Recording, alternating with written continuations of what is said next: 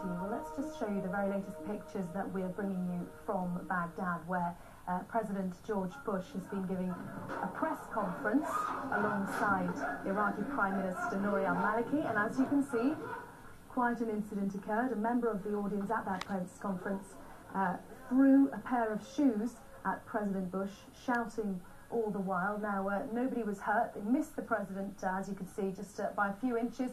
He ducked in just in time, but it was quite an incident. Yes, it was an Iraqi journalist apparently, and he was shouting "dog" at the president as he hurled his pair of shoes at the president. Missed by a few feet. The president was absolutely fine. His only reply was they were size 10.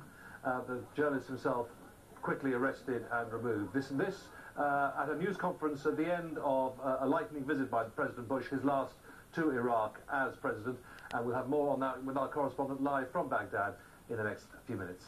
But of course you can't screen ideas, and he took off his shoes and he threw them at the president, 2 shoes, and then was bundled out by the security team. It was an Iraqi television journalist who had apparently at one time been kidnapped by a militia here and beaten up, so his feelings would be running high. What President Bush said at the end of it was that all he could remark was that they were shoes size 10. He did duck, but neither of the leaders was hit. Okay, well, let's get to the substance of the visit and the substance. Whenever the President of the United States travels, security is intense.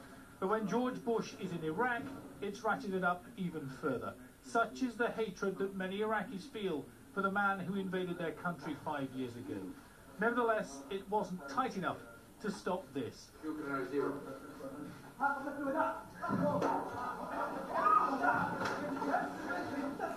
Muntada al-Zaidi, a correspondent for al-Baghdadiya television, an Iraqi-owned station based in the Egyptian capital Cairo, shouted in Arabic, "This shoe is for goodbye," as he hurled his footwear at the US Commander-in-Chief.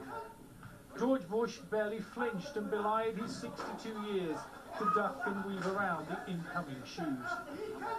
The shoe thrower was swiftly overpowered and dragged screaming into a side room away from the presidential news conference. He could be heard shouting, "You dog, you killed Iraqis," as he was taken away. The president was uninjured, but his press secretary, Dana Perino, did get a black eye in the rush to bring down the assailant. So what if the guy threw a shoe at me? It is one way to gain attention.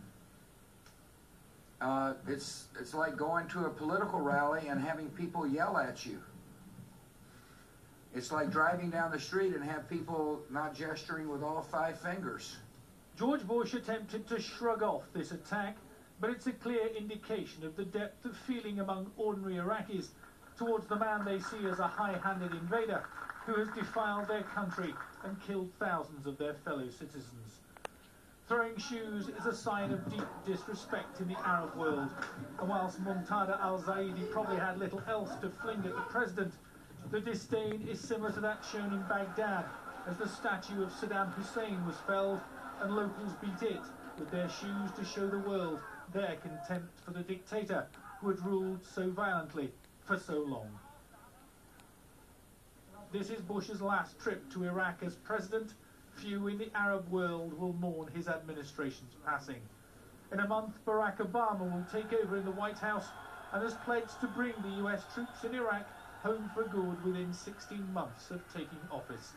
Clearly, for some Iraqis, that is too long to wait. They want all the coalition troops, particularly the Americans, and the man who led them there, out now.